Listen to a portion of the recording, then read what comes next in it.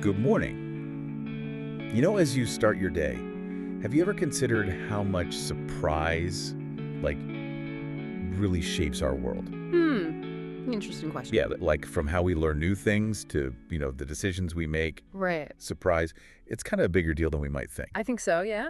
And that's actually what we're going to be diving into today. Some really fascinating AI research, Okay, cool. all sparked by this bold claim on Reddit. Oh, really? Yeah. Someone out there thinks they've figured out the secret to artificial general intelligence. Wow. AGI. AGI, yeah. Big claim. Yeah, big claim. Yeah. And lots of folks are understandably skeptical. I would imagine so. But the ideas behind it, I think they're worth exploring. For sure. So this deep dive is going to take us through like some pretty dense neuroscience Okay. and some cutting-edge AI concepts. All right. So buckle up. We're about to unpack some mind-blowing stuff. I'm ready. Our journey starts with something called the free energy principle, Okay. or FEP. You ever heard of that? Yeah, I have actually. It's a big idea in neuroscience. It basically suggests that our brains are wired to minimize surprise. Imagine our brain is constantly building models of the world around us, Right. making predictions about what's going to happen next. Yeah. And when something happens that doesn't fit the model, Oh. that's a surprise. Yeah. And our brain doesn't like that. Right. So then it tries to either update its model to account for that new information or take actions to make the world more predictable again. Exactly. Like a thermostat, Oh, yeah. Good analogy. trying to keep a room at a steady temperature. That's a great way to visualize it. Yeah. The thermostat has its set point. Right. When the temperature deviates, it kicks in to bring things back to normal. Right. So yeah, it's just like our brains are constantly trying to minimize surprise or, as they call it, prediction error. The Reddit post that we're looking at actually highlights a reinforcement learning algorithm called SMiRL, Okay. which stands for surprise, minimizing reinforcement learning. And the really cool thing is researchers actually got this to work, showing how an AI could learn by minimizing surprise, just like our brains. So it actually works. That's really interesting. Yeah, and what's even more fascinating is that this drive to minimize surprise, Okay. it actually leads to curiosity and exploration. Oh, that's interesting. You'd think an AI focused on avoiding surprises would just stick to what it knows, right? Right. Stick to the safe, the known. But it turns out that exploring the unknown, Yeah. even if it's initially surprising, can help the AI build better models of the world in the long run, Right. Yeah, makes sense. which ultimately reduces future surprises. Yeah. I mean, we see that in humans, too. Oh, absolutely. This idea of surprise driving curiosity. Think about babies. All the time. They're constantly exploring, putting things in their mouths, testing the boundaries of their world. They're little scientists. Totally. They're driven by this innate curiosity to learn and understand how things work. And through those little surprises, right? Yeah. They're building a more accurate and robust model of the world, For sure. which helps them make better predictions and navigate their environment more effectively. That's right. So this Reddit post then dives into another fascinating area, liquid time constant networks, Liquid time constant networks. or LTCNs for short, Okay. and they're incredibly efficient. Interesting. They achieve similar results to traditional neural networks, Okay. but with far fewer neurons, So much smaller. much smaller. That's fascinating. So how do they achieve that? What's the secret sauce? The key to their efficiency is this: each neuron in an LTCN Okay. can change at a different speed. Ah, so like a team of specialists, Yes, each working at their own pace, exactly. adapting to the information flow as needed. Dynamically, yeah. Right. And this makes them remarkably good at learning cause and effect relationships Okay. and generalizing to new situations. So that's really interesting, that adaptability. Yeah, I was blown away by one of the examples in this post. Okay, what was it? They were talking about an LTCN with only 19 neurons Wow. that could successfully drive a car. 19 neurons driving a car. That's mind-blowing. Isn't that crazy? Considering some models need thousands for that same task. It really makes you wonder about the potential efficiency gains Right. we could achieve with this type of network. Absolutely. It's a promising area of research for Yeah, sure. it sounds like it. And what makes LTCNs even more interesting Okay. is that they can learn without explicitly defined goals, Oh, interesting. much like SMiRL and how humans seem to explore the world driven by their own intrinsic motivation. I see. So connecting back to that idea. Yeah, so we've got these two pieces of the puzzle now. AI learning through surprise minimization Right. and these super efficient LTCNs. Uh-huh. But then the post goes even deeper. Oh, boy. It starts talking about how our brains actually work Okay. at a more fundamental level All right. with something called spiking neural networks, or SNNs. Spiking neural networks. Things are about to get really complex. Okay. Well, I'm ready. Let's hear it. So SNNs, Yeah. they're more closely modeled on how real neurons in our brains function. Oh, interesting. So they communicate through spikes Okay. or pulses of electrical activity. So it's like more like a digital signal, on or off, rather than a continuous flow? It's like Morse code almost. Yeah. Unlike traditional artificial neurons, Uh-huh. that output continuous values. Okay. These spikes are more like the discrete signals Got it. that real neurons send to each other. Makes sense. And the way these SNNs learn Yeah. is through a process called spike timing, dependent plasticity, or STDP. Okay. I have to admit, STDP sounds pretty intimidating. It's a mouthful. Can you break that down for us a little? What is that exactly? Think of it like this. Neurons that fire together, Yeah. wire together. Oh, okay. The old saying. But it's not just about firing together. It's Mm. about the precise timing of those spikes. Oh, the timing matters. The closer in time those spikes are, the stronger the connection becomes between those neurons.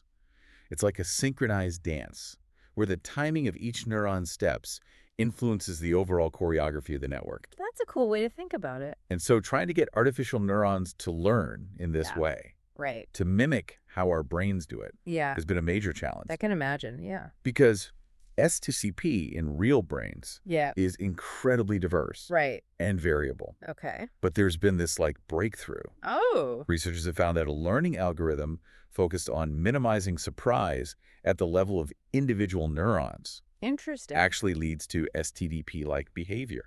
Wait, so you're saying that by just trying to minimize surprise in a single artificial neuron, we can make it act more like a real biological neuron? Seems that way. That's incredible. It's pretty amazing. It sounds like we're getting closer to really understanding how our brains learn at that most fundamental level.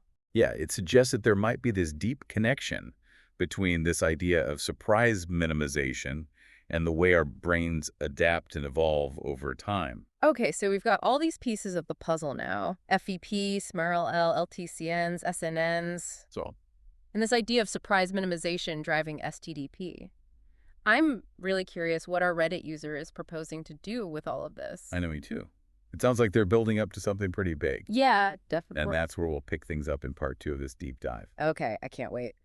All right, so last time we left off with a whole bunch of pretty fascinating concepts. We did.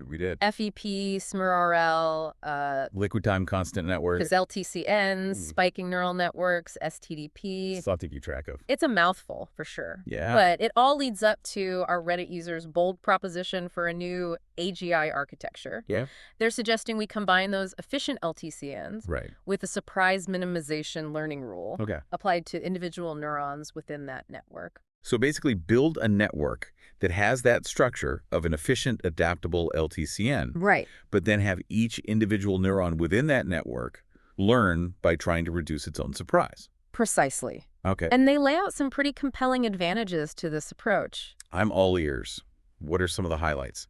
Well, first, this type of AGI could learn in real time Right. without needing backpropagation, Right. which is that computationally expensive process Yeah. that's commonly used in training AI today. Yeah. This means faster, Right. more efficient training. That makes sense, yeah, because if each neuron is figuring things out on its own, constantly adjusting based on what surprises it, Right. we wouldn't need this separate step of backpropagation to tell the whole network what to adjust. Exactly. You're cutting out the middleman. Yeah. Second, because surprise minimization seems to drive exploration, this AGI would be inherently curious Okay. and self-motivated to learn. So it could potentially even learn without constant human supervision. Potentially, yeah. That's a really exciting prospect.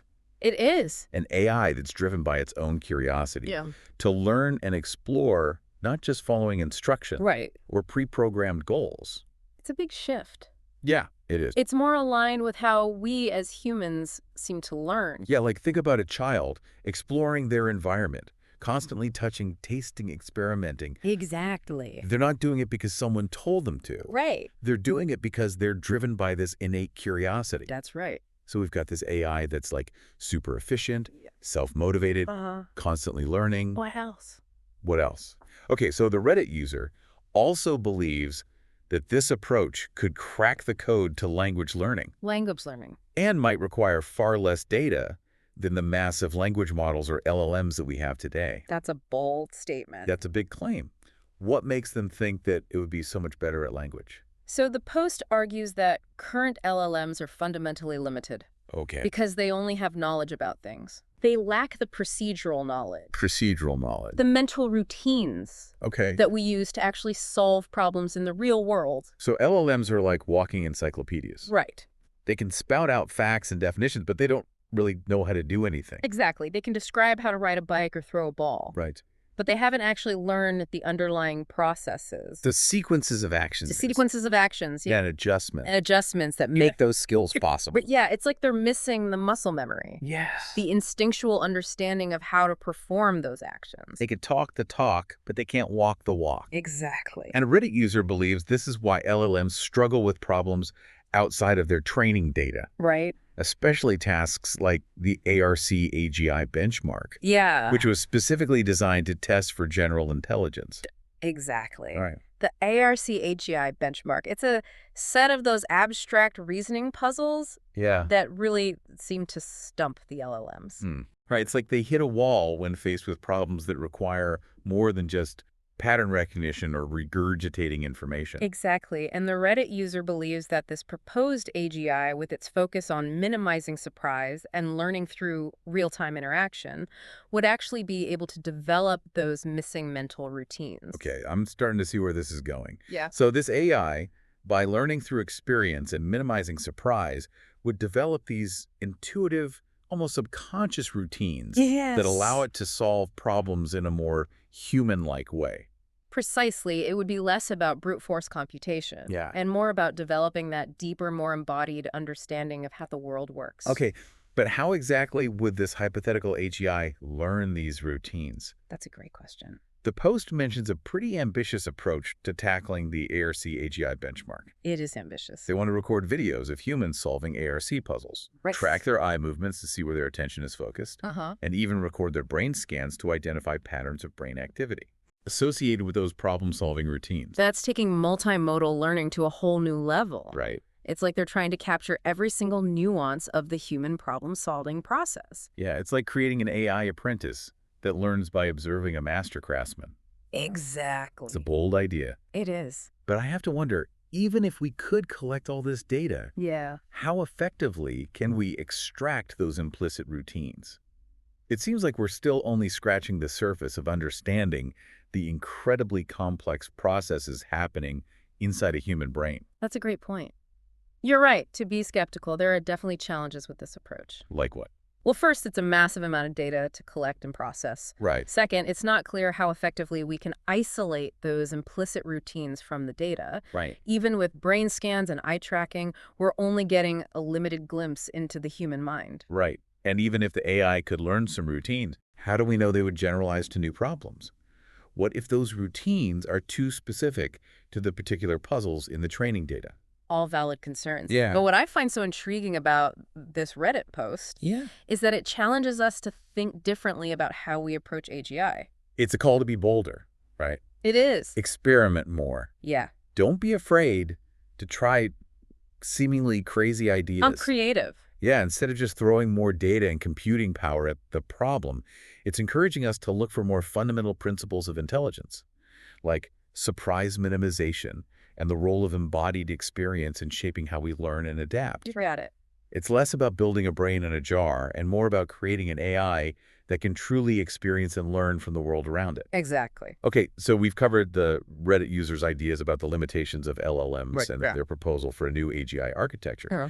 But they also dive into another really interesting topic, the role of constant interaction with the world in intelligence. That's where things get even more interesting. I think this is where things get really fascinating. Let's dive into that in the next part of our deep dive. Welcome back.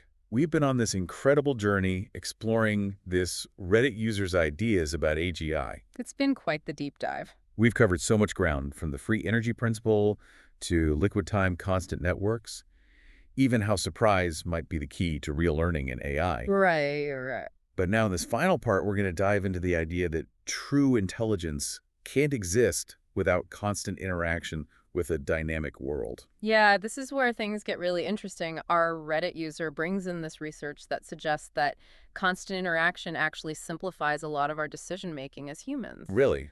That seems counterintuitive. Would more interaction, more variables just make things more complex? You'd think so, right? But the idea is that if we're constantly interacting with our environment, getting feedback in real time, we don't have to spend as much energy trying to predict and plan for every possible outcome. We can adjust on the fly. Exactly. We learn from mistakes, adapt to changing circumstances. Think of it like the difference between meticulously planning every detail of a trip versus just hitting the road and figuring things out as you go. Yeah, sometimes the best way to learn is by doing. Exactly. They use this simple example of diving into a pool. Okay. You could spend all this time analyzing the weather, the time of day, the depth of the pool, trying to predict how cold the water will be. Or you could just jump in. Exactly, and Yeah. get that instant feedback. Right. That ability to adjust and course correct in real time, that's something that current LLMs are really struggling with. So they're stuck in this world of static data, unable to really experience the world and respond to those changes as they happen. Exactly. It's like they're trying to learn to swim by reading a book. They might know the theory, but they lack that practical embodied experience that truly shapes understanding. Right. So our Reddit user argues that this lack of embodiment, this disconnect from the real-time flow of experience, is a fundamental limitation for AI systems as they are now. So they're saying that because LLMs can't directly experience the world and learn through that experience, they have to rely on these complex models and predictions to try and make sense of things. Right. It's like they're always one step removed from reality. Okay. And this is where they connect it back to the idea of liquid neural networks, right? Those LTCNs. Yes. Remember we talked about how they rely on temporal data, Mm-hmm. information that unfolds over time. Right. But they see this as a strength. Yes. They believe that this reliance on temporal data forces liquid networks to learn in a way that's more aligned with how we learn. Yeah, through interaction with a dynamic world. So instead of seeing it as a limitation, they're saying, let's embrace this feature as a way to push AI closer to a more embodied, experience-based model of intelligence. Exactly. Let's stop trying to build AI that just thinks and start building AI that can experience. And so this leads to their final point, which is a call to action. They're urging researchers to move beyond these static data sets and create systems that can learn and adapt in real time through interaction with the dynamic world. Be bolder, experiment more. Don't be afraid to try out ideas that might seem a little crazy at first. Who knows? Maybe the next breakthrough will come from embracing a totally different way of thinking about what it means to be intelligent. Exactly. Well, that brings us to the end of our deep dive into the world of surprise minimization, liquid neural networks, and this quest for true artificial general intelligence. I feel like we've covered so much. We have. And whether or not this Reddit user's ideas are the ultimate answer, I think they've definitely challenged us to think differently about how we approach AI. For sure, it's a good reminder to question our assumptions. And maybe, just maybe, they've planted the seeds for a new generation of AI that can truly learn, adapt, and thrive in our complex and ever-changing world. It's an exciting time to be following all of this, that's for sure. Absolutely. So for everyone listening out there, keep exploring, keep questioning, and keep that spark of curiosity alive. It's all about the journey. Because this journey to understanding intelligence, both our own and that of the machines we create, it's far from over.